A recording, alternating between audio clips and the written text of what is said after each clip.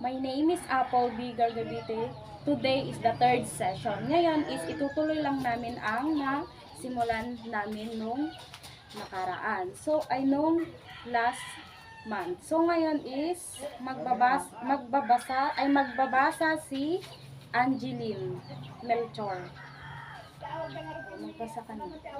Dasi na nila utang. And I do not think whose king was realized by Matthew and wanted to travel to far away place. He loved hunting wild animals, so when he looked down, there were strings in the strings of Tanjong Bentama, which were not he not had his wife excited and talked with him a great field of sheep to Tanjong Bentama. When the king arrived upon the island, he and his tribe had a hunting expedition that lasted several hours, saying money will and savings best bout. No stand it's disappointed and king for he has a sense of information in his hair study. A linger stag darted out of the brush in the form of Nila Utang, given the king a sackbout. The king there his silver daggers and handed it at the stag only. Grazed the animal, the stag began to run. The king person is in those days is why either your feet of nothing. The stag ran started and jolly and darted up a car. The king followed the stag up the hill but Oppo rescued the swimming the stag why nowhere no here land and stayed out round him in the distance. He said teach of white sun and Island, sang nila utama, was presented by the signs of the Island. He pointed to one of his friends. Two hands followed him. What is the name of the island? The suitcase looked into the distance and smiled. That is Tansek, your height. Then we are going there. The king ordered he filled to see side and they began on their journey towards the island. Suddenly, they on clear blue sky were covered with long clouds of rain red for the strong gushes of wind threatened to tear the French upper and speech, crying isang Nila Utama was in the free air of the storm. The wind lowered the slur student to buy the water for the ship and get news of the payong for Jamesoni's. However, on Aden come two kings, hence were remembered a story his grandfather told him of how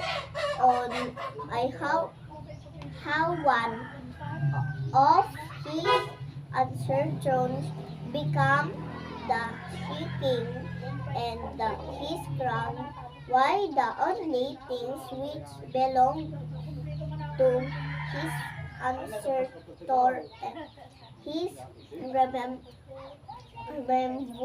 his crown abundantly and there into the sea. All at once the throne broke, has stood left, has it stood, and sky began to clear, and the seer gave a sound of joy, and she sailed under own's might to the island of Timas.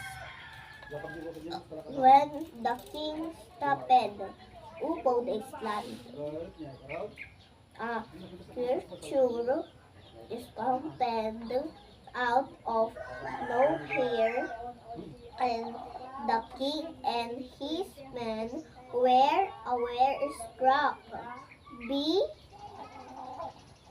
by the magnificence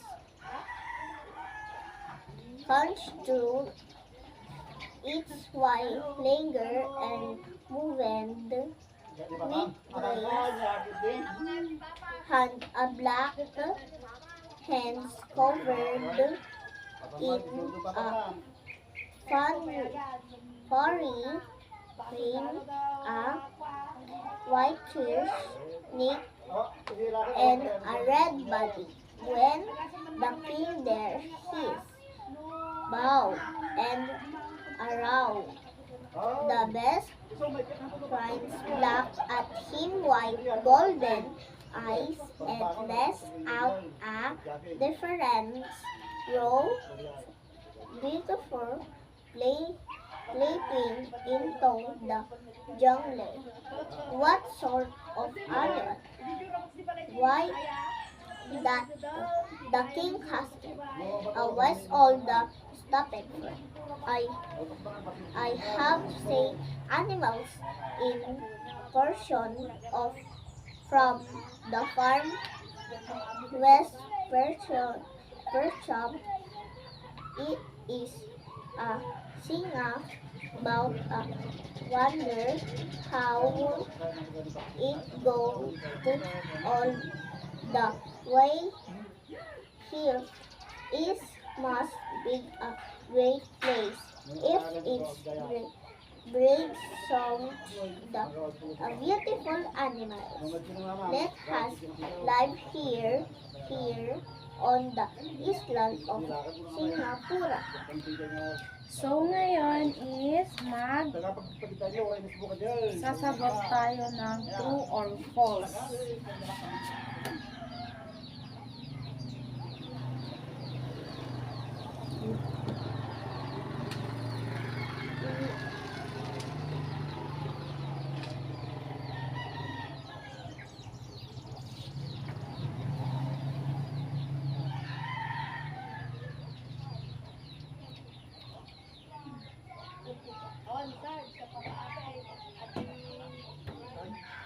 Lagyan mo yung pangalan mo. Sa ba? Dito, tapos yung taon mo, tapos yung grade mo.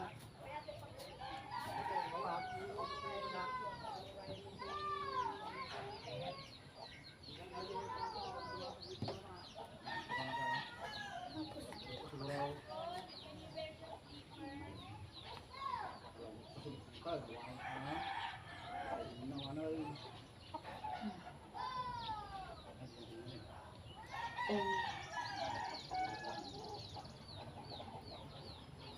Dito, number 1. Maliit lang.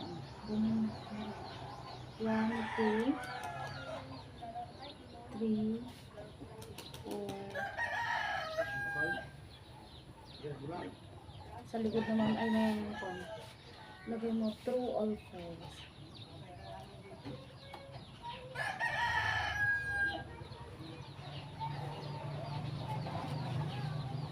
Ate, pwede magsisunod ba?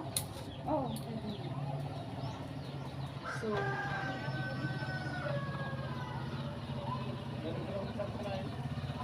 number 1. Sang Nila Utama was a king who loved to hunt wild animals. True or false? Ganyan or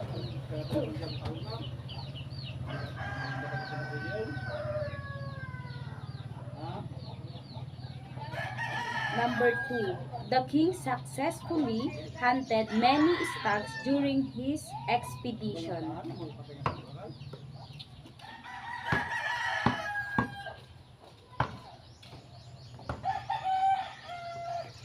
Number 3.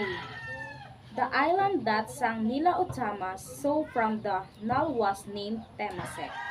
True or false?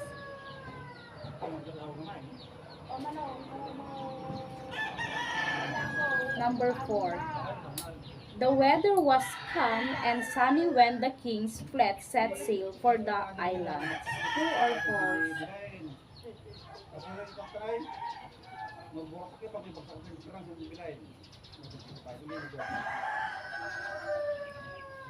Number 5. Sang Nila Utama threw his crown into the sea to calm the storm.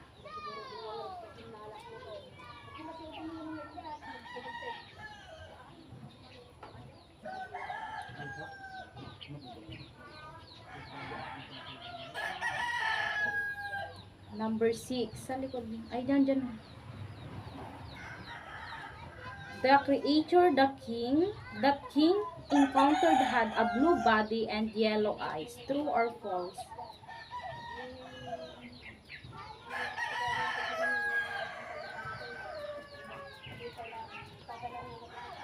Number 7. A wise old man identified the creature as a singa. True or false?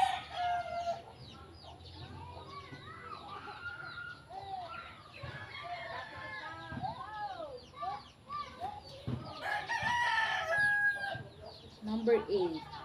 The king decided to leave the island after encountering the creature. True or false?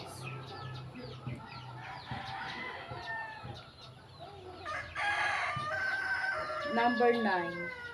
Sang Nila Utama named the island Singapura after his encounter with the creature.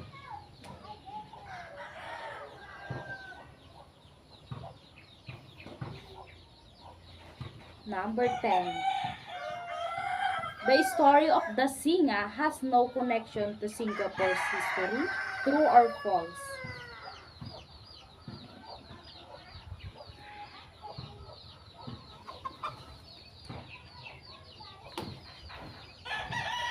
So, dito na po nagtatapos ang aming reading comprehension. Magbabay ka na. Bye-bye. Bye-bye.